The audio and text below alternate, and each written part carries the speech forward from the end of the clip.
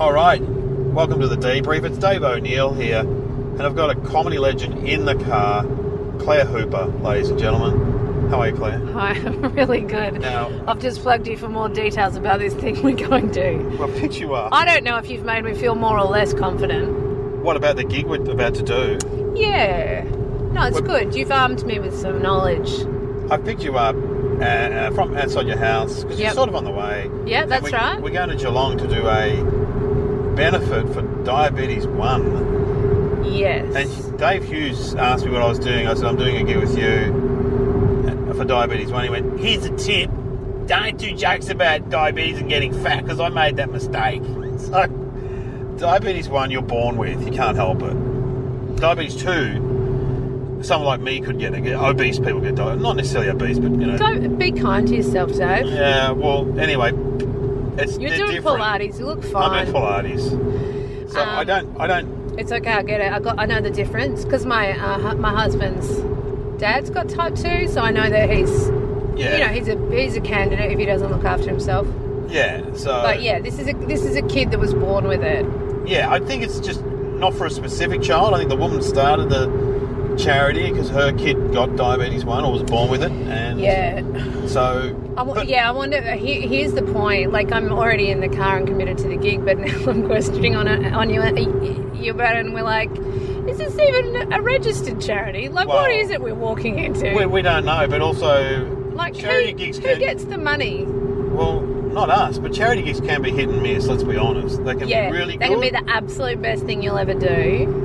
Or they're just like people don't listen. Or they can be the last one I did, which was hard. You did a big one It was big. It was 1,000 people, and it was. I was on stage 3.5 hours after they sat down. Yeah, that's a ball, basically, a ballish kind of. Yeah, big charity ball. Yeah, they're the worst. Yeah, it was big. It was a bit hard. I find them very hard. Whereas this, it's not a ball; it's a smaller function at Cardinia Park, which I've done a gig before at. In a function room. For the same people? Yeah, we did it. So you have to change your jokes, but you can't remember what jokes you did. I can't remember what I did. The guy's like, have you got any new jokes? I got a few new ones, but I can't. Look, anyway, whatever. I'll just do crowd work. What do you do, mate? Okay. Oh, that's good. All right, I'll do that too. Who knows? But, look, we'll see how it goes. I think it'll be all right. It's a Saturday night in Geelong. And your experience, I'm experienced. And they've got seats, so it's not a standing thing. Oh, yeah? Nothing always when you turn up, people are just standing around. Yes. And I reckon, look, they're there for a good cause. So. And the DJ is emceeing. Yeah, there's a DJ from the local radio station emceeing. Oh, yeah, no. So it's not Moby DJ. It's not like, hey, everyone, okay, stop talking, got a bit of comedian on now. And they give you that microphone that doesn't reach from their booth. Yeah, the one that's got the cord attached. That was one of my first corporates. It was a terrible gig. Yeah, you can't roam. You're tethered. No. Well, to the DJ desk. It's going to be fun because I've had my school fete today and I'm buggered. Yeah, you're buggered. Yeah. I'm buggered, but I don't have a good excuse like you. But I've got 2 little kids. I've got 2 little kids, man. I'm tired. Yeah, that's... How old? 2 and 4? 2 and 4. Yeah, no, that's the hard yards. When they're not at school yet and they're in seats and any nappies going on? At night. Yeah, night Little nappies. One at night. Night nappies. Yeah. That's the hardest time. People say, teenagers, but I've got a teenager and he's fine, so... I reckon it really depends on your teenager. I reckon teenagers vary wildly, but toddlers are consistently trouble. Yes. Well, my teenager was just hanging down the local park with his friends. First time ever. So it's like...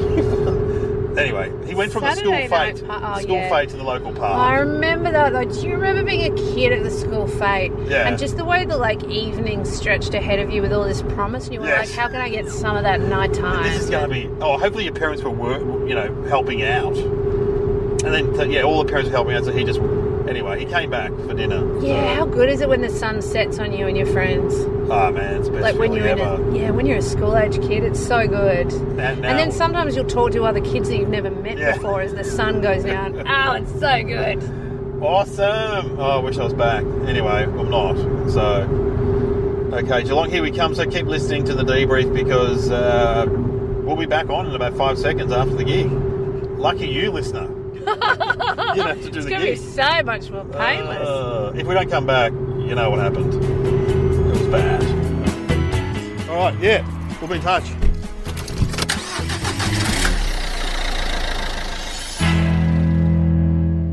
You're back on the debrief with Dave O'Neill and Claire Hooper. We've just done the Geelong diabetes type 1 benefit, and it was good. Yeah, it was really good. You couldn't be sure that it was going to be. No, because we walked in and it was sort of a little bit. There were some chairs down the front. There was big round tables, and yes, big round tables, and nobody sat in the chair section. There were like 5 people in the chair section, and everyone else was like in the peripheral of the audience. Yeah, but they were good. They were nice. They were really appreciative. They were a really good crowd, and I got a little bit of the fear, not the bad fear, the good fear, watching you, because I was like, oh fuck, he's made it look easy and good. Oh yeah, because I went on first. Because I was watching you, thinking, oh, we should have closed with Dave. Like, there's no way they'll like me as much as they like Dave. No, but they loved you. Yeah, I don't think they loved me more than they loved you, but yeah, I was like, I was just like, I better turn it out. Yeah, you did well. Because I've got to close. You know what though? You chose the right material, because I reckon there was more women than men. Do you reckon? Yeah, I could hear just women slightly. laugh. Slightly more women, and definitely when I was all like, so who doesn't have kids? It was a tiny percentage. They're all parents. They're all parents. All parents. And we also had Annette Bongiorno, who used to work with my brother in Sydney. Yes. And she. Your brother Trevor. She told me. Yes. And she's like a Geelong local who used to stand up in the 80s and 90s. Yes. I didn't know that. Did you know that? No, I didn't know her. No, because coming in, we thought it was just a person who was new to stand up, and I feel really rude because I said to her, so this is like your first time? And she's like, no. But she hasn't done it for a while though. No, she hasn't done it for ages. She was good. She didn't give me the dirty look or anything for getting it wrong, but it was still one of those things where you're like, oh, I feel bad for suggesting it was your first time when you did it. Her closer 20 was years ago. Unfortunately similar to my closer, which was she did Bohemian Rhapsody about waking up in the night and having sex. Which, that's often my closer, so... that was Calabush. That was actually... I mean, yeah, that was a really... when she was taking the deep breath about to sing, I was like, oh dear. And then it was very good. Yeah, well... But you know, like the breath... the breath that the comedian takes where you're like, you're about to sing and there's no accompaniment. Yeah, I know. This can't she work. Could sing, which was good. Yeah. Oh, yeah. So, and then we hung around, did the raffle, and we're driving home now. Yeah, we did the raffle. It's a good... And I bad copped. I came up and I said, yeah, I think it's time to leave. Yes. Something really charming. Well, we were there for a while. It's great to make friends with people, do a good gig, and then just sour it all at the end by acting stroppy about not being home yet. But you've got to get kids. I've got 2 little kids. I want to go home. You got to go home. And we're in Geelong. It's an hour from Melbourne. But I also thought, I was like, well, one of us has to be bad. Yeah, exactly. And I was like, let's let Dave be the friendly dude. Sure. And I'll just be the diva. I put on my fluffy pink coat and I put my prissy little handbag on my shoulder and I said, I think it's time to go. Time to go. And John Watts, fan of the show, listened to the show. Yeah. Walked us to the car and it was all good. But you were great. I haven't seen you for, I reckon, 3 or 4 years. Yeah. And I watched your whole set and it was really good. Thanks, babe. It was really good. I love it when you talk about Wade, your husband. What do I say about Wade? Well, that hasn't got a proper name, which is... It's true. I remember the bit you used to do, which I don't think you did. I know you didn't do tonight when you didn't actually... You thought it was Wayne, didn't you? Until you saw it written down. Oh, my God. Oh... When you saw it in a letter. Oh my God! Remember when you said you...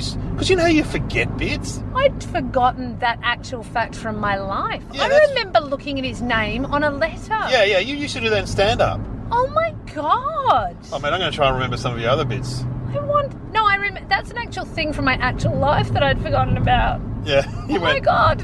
I didn't know his actual name. I remember you talking about the mother-in-law too. I remember you doing that. What did I think it... So did I think it was Wayne? Yeah, you thought it was Wayne. Yeah.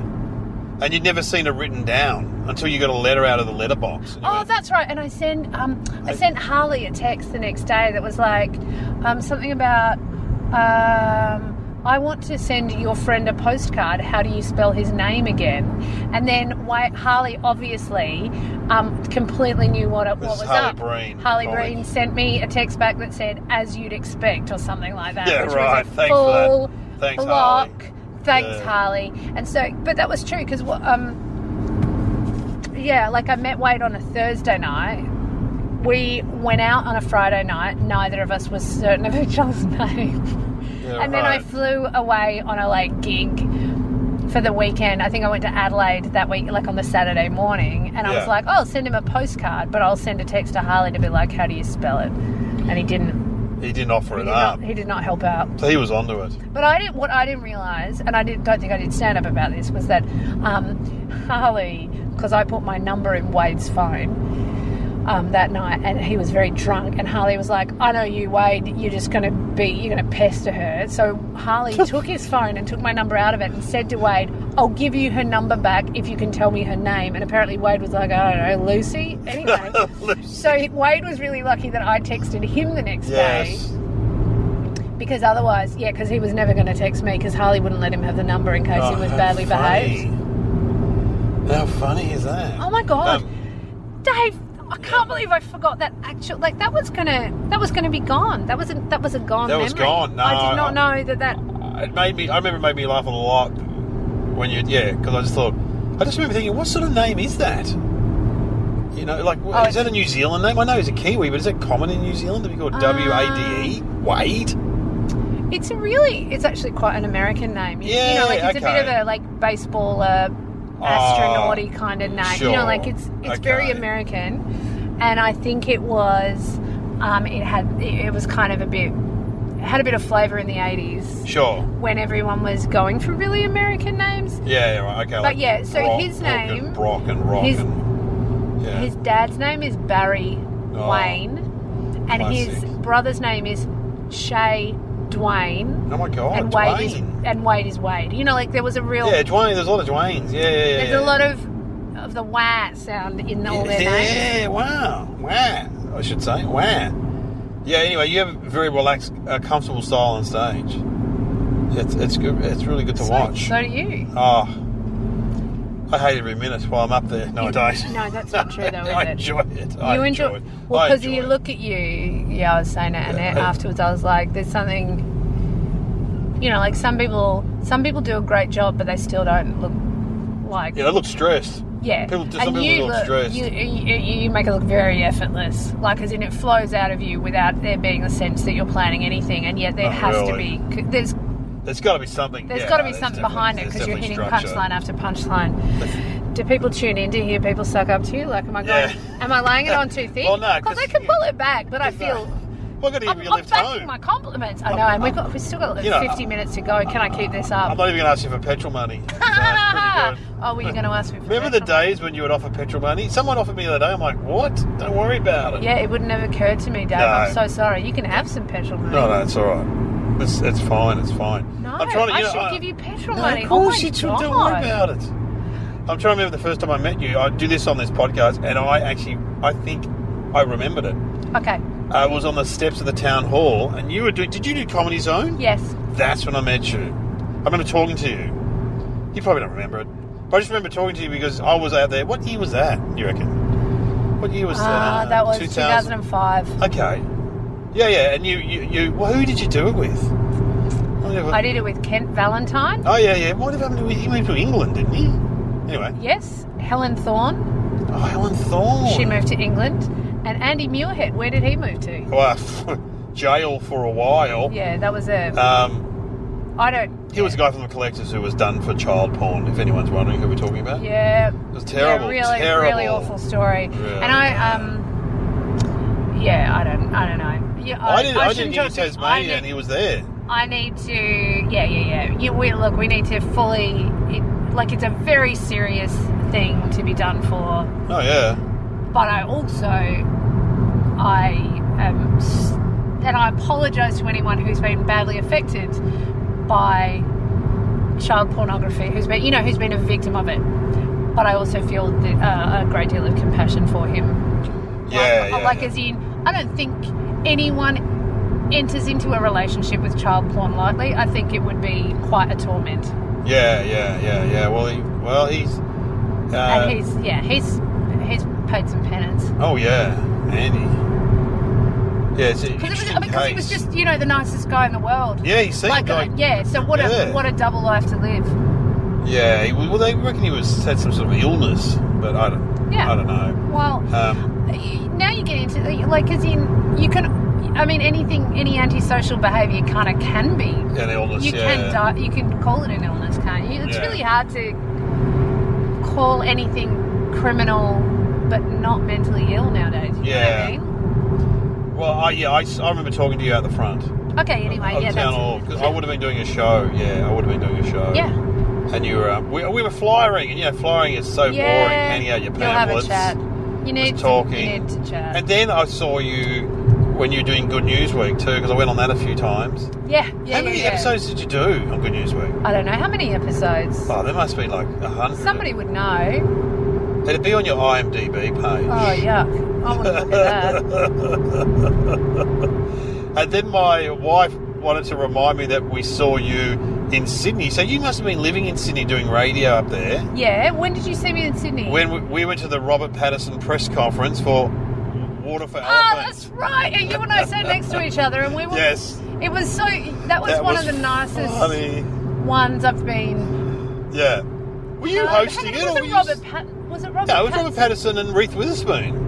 And it was at Luna Park. It was at Luna Park in a room. Oh my God, I'd forgotten that Robert was there because he was so boring. Well, but Reese was utterly charming. Reese was hilarious. Knows her stuff, and he was so dull. Well, he was just... Like, I'd just forgotten he was there. And that's a terrible thing to forget because he was, big star. He was a big star. Well, the funny thing was that... were you hosting that press conference? No. Was I? No. Weren't you? Was I? You were the only person I knew because apart from us, it was just young women from Dolly magazine and Clio and... No, I don't think I was hosting, but I think I might have asked a question or two. Yeah, because what happened... If you remember hearing my voice, it's just because I'd come with a few things to ask. What was the film? Water for Elephants. I've seen all Rob Patterson's movies because my wife is a huge fan of his, right? And so she made me ring up and get tickets to that press conference. And we don't live in Melbourne. But I tell you what, if there's any terrorists out there listening, it's so easy to get a ticket to a press conference. Because I just rang up, I found out who the film company was or whatever. That's right. You weren't even on radio anymore, and you had to fly up from Melbourne as actual general public. Yes. And so we go, I ring up and I go, whatever, Columbia Film Company or whatever.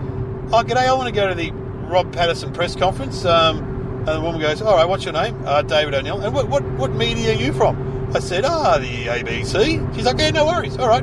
Those tickets are coming your way. It's like, so easy. And then we get there and we're sitting there and my wife's going, ask a question. I'm like, I don't even have a tape recorder with me. I wasn't reporting for anyone. So, but she was really nice, Reese Witherspoon. I feel like we might have even played your question on mix.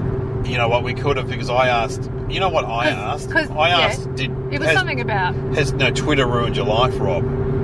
Because my partner's a Rob Patterson, and she's... See, guys like that, especially... That was in the twilight fame. He was right in the middle of it. So it would have been 5 years ago, maybe? When did you do Mix? 5 years ago? Yep, 6. I reckon that would have been 6 years ago. Yeah, and he was right in the middle of the twilight. And he would, go to a cafe in America... People would see him tweet, and then there'd be 100 people turn up 20 minutes later, just to. Ah, yeah. So he got hassled because he maybe had security guards and stuff. Yeah. And I asked him, "Has Twitter ruined your life?" And he said, "Absolutely, it's ruined my life." I can't remember what I asked, but I feel like I asked it of Reese, and she was very good. She's just a cool... Reese was funny, and she was funny. I was making jokes and stuff, and then she saw me. Then we went to the red carpet.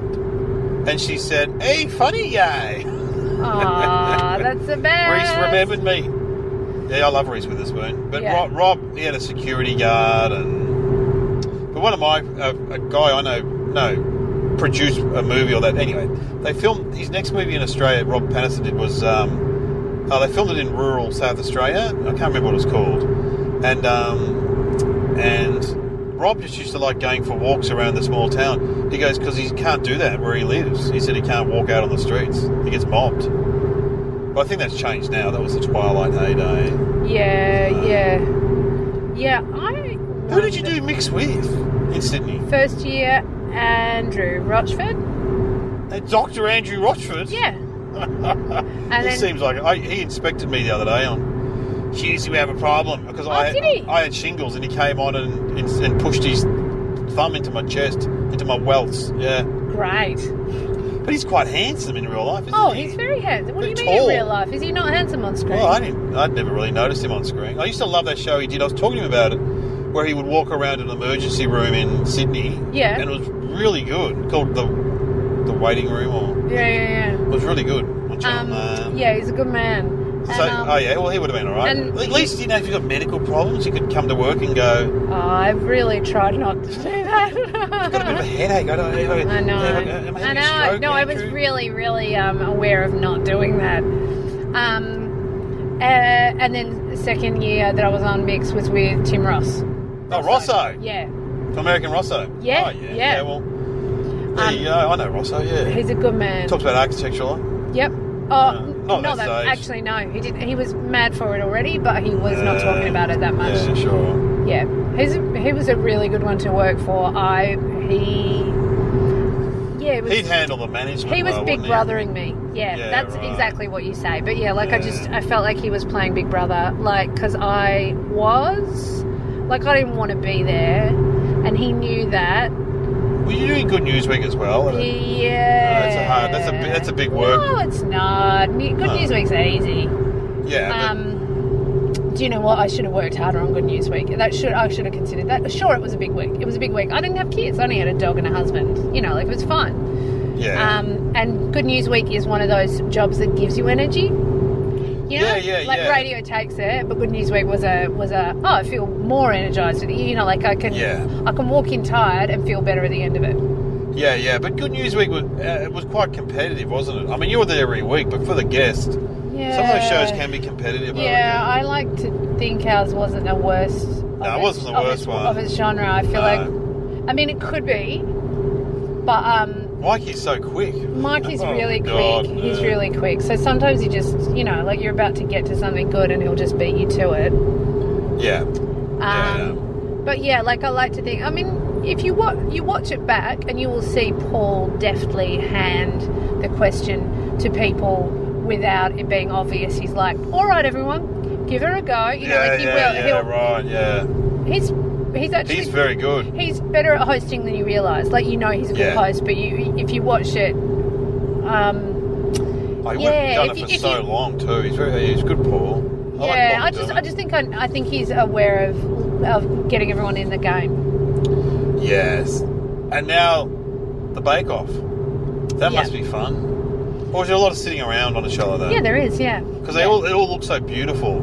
It's really beautiful, and it is genuinely beautiful there. So, I mean, we arrive in the darkness, and it's cold and dark. Where do they film And that? we sit and get hair and makeup put on, and then we kind of eat some breakfast, and we get our outfits on, and then we're walking down to the shed. You asked me a question. Concord West is the answer, and it probably doesn't mean much to anyone, but it's out in the not too far west of Sydney, along Parramatta River, in a spot that most people don't know about, but a lot of dog walkers do. So it's just a little. It looks like the country, but it's just one of those. Windsor, but just near Windsor. That's on the. Is it? Hang on. Roads. What Think river? of it. Roads. Do you know where the IKEA is? Yeah. Anyway, it's in that sort of zone. Sorry, so it's halfway up the Parramatta River. Right.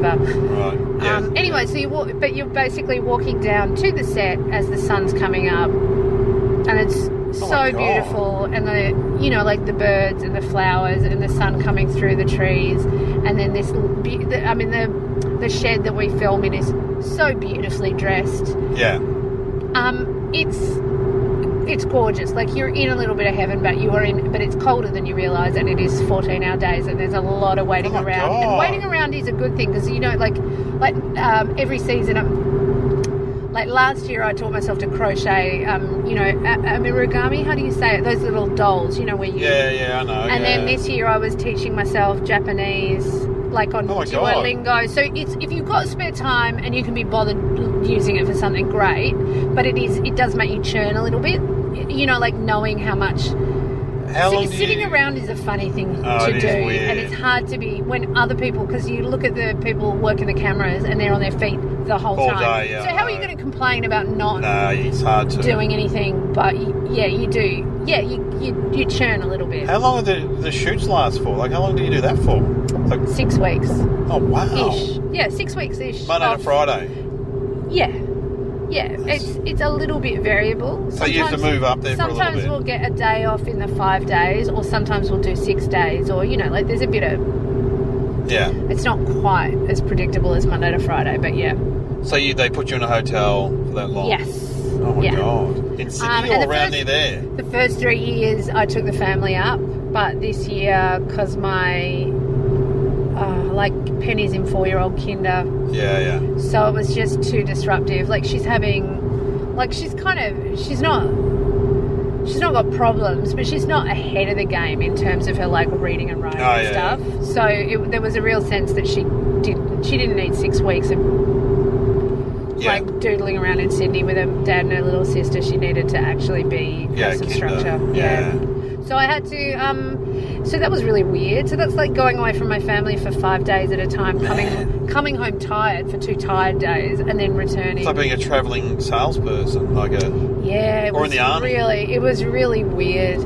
And heading into it, I was really worried about missing them terribly, and also, like, 6 weeks is a long time in their lives. Like, they're actually growing up in my absence.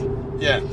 But I was also really afraid that I would like it too much, and I'd just begin to, like, relax into the idea and then have to go home to be a parent. You know what I mean? Like, you do get comfortable only looking after yourself and, like, eating when you please and sleeping the full night. And so do they put you up in that area, or are you in Sydney CBD? You get to choose. They're really generous, and they'll just organise drivers for it. If you can be bothered. If you like, the first year I stayed in Surrey Hills, it was a long commute, but you're in a car, so you just... Yeah. You're fine.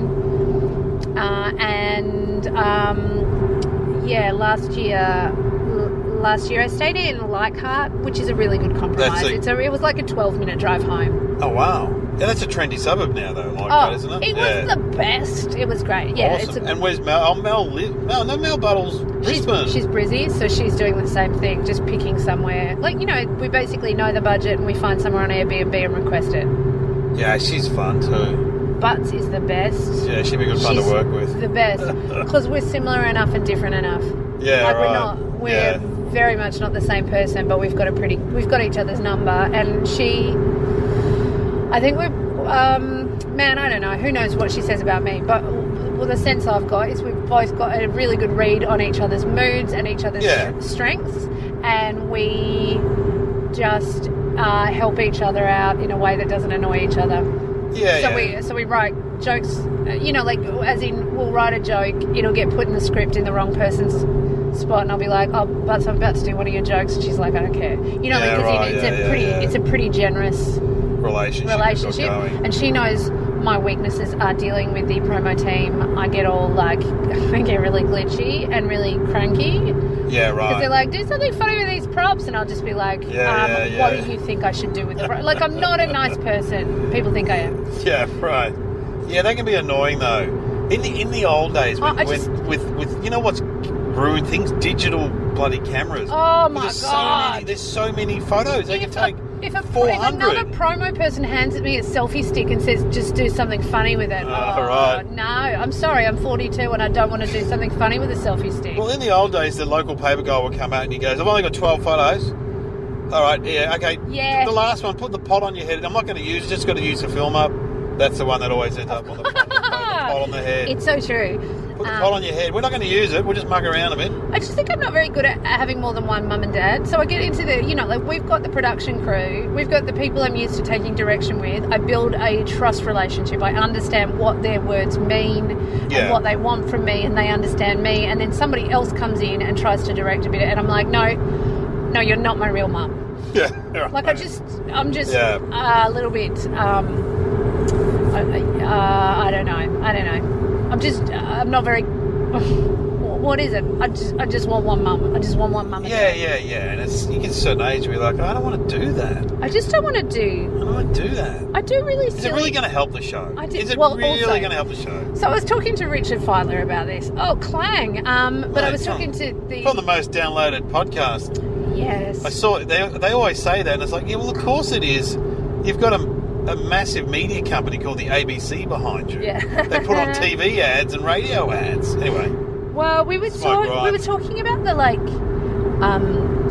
well, he was talking about how he's getting it at the ABC, the digital team, the promo team. They come in, they're like, oh look, can we just get a little boomerang of you, blah blah blah. And I was like, he was saying how it frustrates him, and I was saying how it frustrates me. And then I was saying to him, from my perspective, I don't want to see Richard Feidler from Conversations doing a boomerang in the corridors of ABC. Like, I get that that's on trend, but it actually devalues his brand. He's got legacy, and I don't want to see cute little.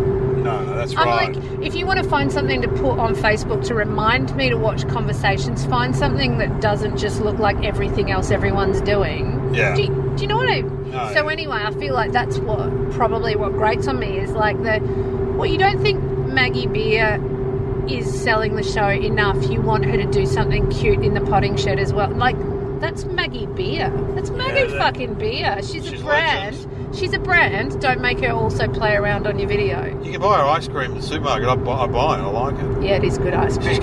Anyway, that's my little rant. Yeah, but I also feel bad because these promo people, they've got a job to do. Yeah, but also they're feeding a beast. I mean, how much shit do you want on Facebook? You know what I mean? Like, I feel like. We've got 100 hits on that. We've got 100 hits on that. I feel like we're just chucking all this rubbish out into there's so much rubbish with our face on it out there. Gross. Clean it up, shut it down, no more.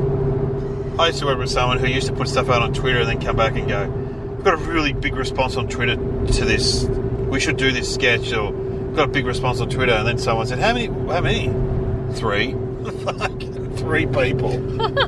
What? Yeah. Look, you're listening to The Debrief. Claire Hibber's with me. We're travelling home from the G-Town. It's very late, that's why I sound cranky. No, you're not cranky. Yeah, I've had a big rant. Okay, we'll be back after this. Hi there, I'm Karl Quinn. Hi, I'm Andrew Young. We are The Clappers, your source for all kinds of sauce when it comes to cultural entertainment in the podcasting style. That's us, we're The Clappers. You can listen to us wherever you get your podcasts, and you know where that is. You're back on The Debrief, and Claire, I have these questions I ask everyone. Yep. Okay, what went well tonight and why? In your act or in the whole thing, it doesn't matter. What went well tonight?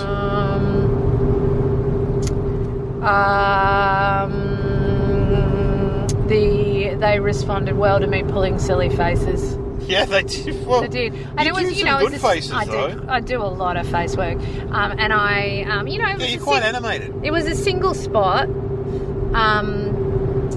Like you brought the light in. And it was a single spot in quite a wide room, so I was a bit concerned that Yeah, you played to both sides though. You were playing the whole thing. I know, but I was worried they weren't really getting the faces because the lights front on. I was like, no, it was fine. It turned out to be fine. I pulled back. So what didn't go well? It didn't go well? Do you know what else? Can I say one more thing that went well? Yeah. I, in the middle of my set, asked someone to stop filming on their phone, and it went well. Oh, yeah. And it was a real risk. Filming. It was a real risk because, like, I didn't even hear you. That puts a chill in the room. I stared at the phone. I stopped talking for a sec, but I didn't stop smiling. But I stopped talking, stared at the phone. I went, flip the phone shut. I can't swear if you're filming. Oh, okay. Oh, that's. And I feel bad because nobody films because they're not liking you. They film because they're liking you, but it's still where does that end up? Where does it go? And it never looks good. Like, it's always going to undersell you. Nothing looks as good. No, that's right. In a little box on the screen as it did in the room. Like, you just can't capture this stuff. No. But you also, what an ego to assume that anyone else is going to see it. Yeah, but still. But if they do, it's not going to sell you. It's going to make you look shit. So I've never liked it. I used to get filmed and photographed when I was doing like theatre and education in my 20s, and even then I didn't like it. It's interesting. Dave, I often think I'm not really meant to do what I'm doing. I don't think I have the personality. Well, you're good. You're good at it though. So That's Well, not anyway, that's so not a that- bad thing to so me. that- I'm not onto that stuff at all. I'm just like, film, I don't care, whatever. Yeah, see, and that's what I should be. That's a much better way to live. Then it's not eating at you. But yeah, so it was a really tough call. It was like, do I shut it down and get her to stop? And then I asked her, and she totally did. And we talked afterwards. Like, I made a point of going and having a chat with her afterwards, so she knew that I wasn't like annoyed at her or anything. Anyway, so that's what went well. What went badly? Yeah, what did you went pretty well, I thought. What went badly? You can say nothing. You can say nothing. Were there any organisational hazards that got in the way? Like anything with the room or... There were empty seats up the front.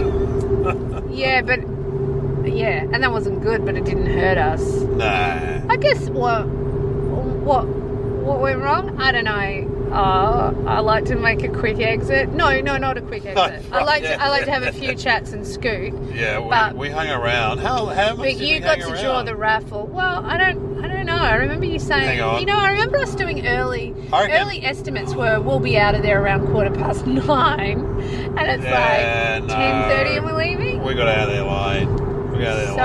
But that's not a bad thing. It's just, and it's also like what happens when you got two people trying to leave and people are catching those people for conversations. The chances of you both being ready to leave at the same time are really slim. So yes, yeah, yes. And how can we do better next time? What do you reckon? What went wrong? Did anything go wrong? It was pretty. I thought it was pretty good. Fun. For that type of gig, I thought it was really good. Yeah, we got away. They could have had more people down the front. Mate, they really could. In those seats. Yeah. Because it was like, thank God for Deidre and Tom. And their adult daughter Stephanie. They were excellent. They were great. What could you do next time? Yeah. To make it better? Leave straight away. No. Yeah. Well, if it's in response to the previous question, just make a plan for leaving before as you're going in, have your plan for exit. But do you often just do the Phantom at gigs? But also, you know what I could do to make it better next time is have a little bit more local material. I do. My partner's from Geelong. And I usually have done something in the way of tailoring a few bits to the room, and I didn't, and I wish I had. Yeah, but as Hughesy warned us, don't mention diabetes, don't do the jokes about diabetes. Thanks, Hugh. Don't say that you get... Anyway. Overall it was a great success. So I normally play a song here that you can choose. I would not know. I've never talked to you about music, so I don't know what sort of music you like. Or maybe you don't like... No, we haven't talked music, have we? I don't know. What sort of music do you like? You're trying to roll off the back of this to close your podcast. Yeah. I've really stopped listening to music lately. Like, but that's not unusual if you've got two small children because your life is so full of noise. Oh my God! All I want is some silence. Like I just love. When I go for a jog, I just want nothing. That's people interesting. Are like, nothing. I don't need to be inspired by music. I want to hear my own breath and my feet against the pavement. Like I just want no music. And it's always putting on music. Oh, is he? Yeah, that's great music, but also just adds to the noise, though. Shut it down. There's plenty of other noise in this house. Ever videotaped your house and then watched it back, just on your phone? I just remember videotaping our house for some reason, like the kids, and then we watched it back, and we just both said, "How noisy is our house?" Yeah, it's non-stop noise. So much noise. That's all right. You can pick an old song. What music do you used to like? Man. What does Wade like? I'm really torn between two songs, and I don't think anyone wants to listen to either of them. Well, I'll help choose. Shall I put both of them in your lap? I'll choose. Hope you choose. I remembered last night how much I loved 20 years ago an Aphex Twin track called Donkey Rhubarb. It's so great. I don't know that, but I know Aphex Twin. It's such a good track. All right.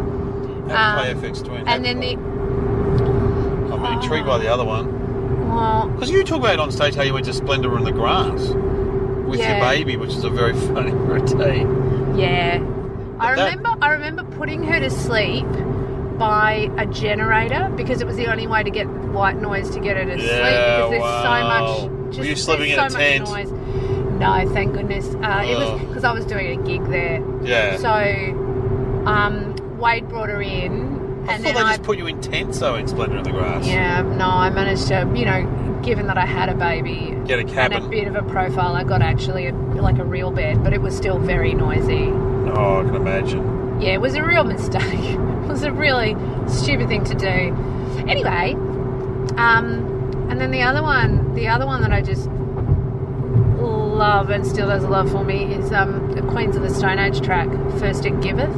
Ah. I know them, but I only know the big ones. So yeah, I can play you both of those off my phone now, and you can just choose. No, one. we'll just go. Or do you want something a bit more chilled? Because I absolutely love James Blake. Oh, James Blake. James Blake. Is it the? Not James Blunt. Oh, sorry. Yeah. Yeah, you were thinking of James Blunt, weren't you? Wow, people who like James Blunt are normally not secretive about it. I reckon. They're like, oh, I like James Blunt. Yeah, I like his personality, but I don't listen to his music. Yeah, he seems quite funny. Oh, let's just play Queens of Stone Age. We're happy to play them. Okay. They're a good rockin' band, and he's an interesting dude, that guy. It's a pretty harsh track. You ready? Yeah, I'm ready. Let's do it. Here we go. And so also we should mention Claire can be found on Twitter. No. Facebook. No. Okay. Claire's... Instagram. You can find me on Instagram. Instagram. Okay. Insta. But I'm terrified of contact with real humans. So fair enough. Just keep it gentle, guys.